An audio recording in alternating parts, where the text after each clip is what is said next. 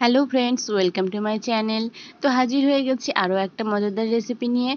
আজ আমি বানাবো প্যারা সন্দেশ। তো সেই জন্য নিয়ে নিয়েছি 2 লিটার দুধ। দুধটা একটু উষ্ণ গরম হয়ে এলে এর মধ্যে অ্যাড করে দেবো 100 গ্রাম গুঁড়ো দুধ। দুধটা উষ্ণ গরম হলে এটা দিতে হবে, না হলে এটা দলা হয়ে যায়। তার জন্য আমি উষ্ণ গরম অবস্থা দিচ্ছি। এটা দেখো কত সুন্দর মিশে গেছে। এবার এটাকে জাল করতে হবে। গুঁড়ো দুধটা দেওয়ার পর আস্তে আস্তে অনেকক্ষণ ধরে জাল করতে হবে। তারপর দুধটা আস্তে আস্তে দেখবে গাঢ় হয়ে আসছে।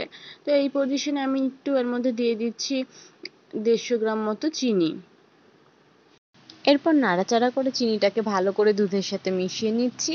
আর অন্যদিকে সন্দেশটার একটু লালচে রঙের জন্য পাশে আমি চিনি দিয়ে একটু ক্যারামেল বানিয়ে নেব। এই জন্য আমি অন্য একটা পাত্রে নিয়ে নিলাম কিছুটা চিনি। এবার এই চিনিটাকে গরম করতে হবে। এটাকে নাড়াচাড়া করে যেতে হবে। এটা আস্তে আস্তে জল ছাড়তে শুরু করবে, শিরা স্ট্রাকচারে আসবে। তারপর আস্তে আস্তে দেখবে কালার নিতে শুরু করবে। এই কালারটা আসলেই আমরা গ্যাসের ফ্লেমটা বন্ধ করে দেব। কারণ একবার রং চলে আসলে তারপর আর গ্যাসের ফ্লেমে রাখলে এটা পোড়া লেগে যাবে আর তিতো হয়ে যাবে। তাই আমি গ্যাসের ফ্লেমটা অফ করে দিচ্ছি। আর এখান থেকে একটু নিয়ে নিলাম 1 কাপ দুধ। এই দুধটা আমি এর মধ্যেই অল্প অল্প করে দিয়ে দিচ্ছি। এটা দেওয়ার সময় আবার গ্যাসের ফ্লেমটা জ্বালিয়ে নিতে হবে, কারণ এটা দুধ দেওয়ার পর একটু দলা দলা পাকিয়ে আসবে। তো এটা গ্যাসের ফ্লেমটা দিলে আস্তে আস্তে মিশে যাবে। এরপর মিশ্রণটা আমি দুধের সাথে মিশিয়ে নিচ্ছি। তো এই মিশ্রণটা মেশানোর পরই দেখা যাবে দুধটা আস্তে আস্তে কালারটা চেঞ্জ করতে শুরু করেছে। দুধটা যাতে একটু তাড়াতাড়ি গাঢ় ভাবটা চলে আসে, তাই আমি এখানে নিয়ে নিচ্ছি একটু উষ্ণ জল। আর এর মধ্যে দিয়ে দিচ্ছি 2 চামচ কর্নফ্লাওয়ার। কর্নফ্লাওয়ারটা দিয়ে জলের সাথে মিশিয়ে নিচ্ছি। আর এই মিশ্রণটা আমি দুধের সাথে অ্যাড করে দেব। কর্নফ্লাওয়ারের মিশ্রণটা দেওয়ার খানিকক্ষণ জাল করার পরই দেখা যাবে দুধটা আস্তে আস্তে গাঢ় হয়ে এসছে। দেখো দুধটা অনেকটাই গাঢ় হয়ে এসছে। এটাকে জাল করে নিতে হবে যতক্ষণ না জল ভাবটা একটু টেনে যাচ্ছে। তো কিছুটা টাইম ধৈর্য ধরে এটাকে জাল দিতে হবে। এখন আমি এর মধ্যে দিয়ে দিয়েছি 2টো এলাচ। এই সন্দেশে খুব সুন্দর একটা সেন্ট আনবে। আবারও আমরা জাল করে যাব। আসলে প্যারা সন্দেশ বানানোটা একটা সময় সাপেক্ষ ব্যাপার। এতে একটু ধৈর্যেরও প্রয়োজন হয়। তো খানিকক্ষণ সময় ধৈর্য ধরে এটাকে আমি জাল করে যাচ্ছি। এবারে এলাচের দানাগুলো আমি উঠিয়ে ফেলে দিচ্ছি। মিশ্রণটা অনেকটাই গাঢ় হয়ে আসছে, কিন্তু এই সময় খুব সাবধানে নাড়াচাড়া করতে হবে, কারণ এই সময় দেখো ফুটছে, এগুলো ফুটে ফুটে গায়ে ছিটে আসছে। তো খুব সাবধানে নাড়াচাড়া করতে হবে। আর এই যাতে কড়াইতে না লেগে যায় সেই জন্য আমি দিয়ে দিলাম 1 চামচ ঘি। ঘি দিয়ে এটাকে আবারও নাড়াচ্ছি, কারণ এটাকে আরও শুকিয়ে নিতে হবে। প্যারা সন্দেশটা খেতে যতটা মজাদার সুস্বাদু, এটা করাটাও ঠিক ততটাই ধৈর্যের ব্যাপার। তো আমি এটা করছি। আর তোমাদের কাছে রিকোয়েস্ট রইল, আমার ভিডিওটা ভালো লাগলে অবশ্যই লাইক করো, কমেন্ট করো আর সাবস্ক্রাইব করে দিও আমার চ্যানেলটা। তো চলো তোমাদের আমি দেখিয়ে দিচ্ছি।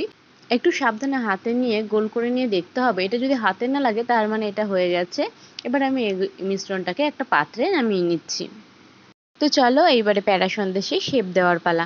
কিন্তু শেপ দেওয়ার জন্য কোনো সাহায্য আমার ঘরে নেই, তাই আমি হাত দিয়েই কিছু সাধারণ শেপ দিয়ে তোমাদের দেখাবো। তো দেখো আমি কি শেপ বানাচ্ছি। তো এটা দু হাত দিয়ে একটু চ্যাপটা করে নিলাম। এর মাঝখানে দেখো আঙুল দিয়ে ভেতরটা একটু গর্ত করে নিচ্ছি। আর এর মধ্যে আমি দিয়ে দিচ্ছি একটা কিশমিশ। দেখো হয়ে গেল একটা শেপ। কত সুন্দর লাগছে দেখতে। নেক্সট আরেকটা করে দেখাচ্ছি। সেম প্রসেসে করে নিয়ে এটার মধ্যে আমি দিয়ে দেবো একটা কাজু। দেখো আঙুল দিয়ে ড্যাব করে এর মধ্যে দিয়ে দিচ্ছি একটা কাজু। এটা হয়ে গেল আরেকটা। নেক্সট এটাকে আমি বানাবো ফুল। তো ফুল বানানোর জন্য খুবই সিম্পল একটা জিনিস নিয়ে নিয়েছি। এটা হচ্ছে একটা পাইপ। এই পাইপ দিয়ে আমি চারপাশে বেশ গোল গোল করে দিচ্ছি। দেখো একটা ফুলের মতো হয়ে গেছে। আরও একটা নিয়ে নিয়েছি। এটাকে নিয়ে নিয়েছি একটা চামচ। এই চামচ দিয়ে এটাকে চারপাশ থেকে দেখো ক্রস ক্রস চিহ্ন করে দিচ্ছি। বেশ ফুলের মতো করতে হবে চারপাশ থেকে। এটা করার পর খুব সুন্দর লাগবে দেখতে। দেখো এটা কত সুন্দর লাগছে, বেশ স্টার মতো হয়ে গেছে। আর অবশেষে এই ছিল ঘরে একটা আমার কাচের বোল। এই বোলের দেখো ফুলগুলো বেশ ওঠা ওঠা আছে। তো এই ফুলেরই ছাপ উঠিয়ে নেব।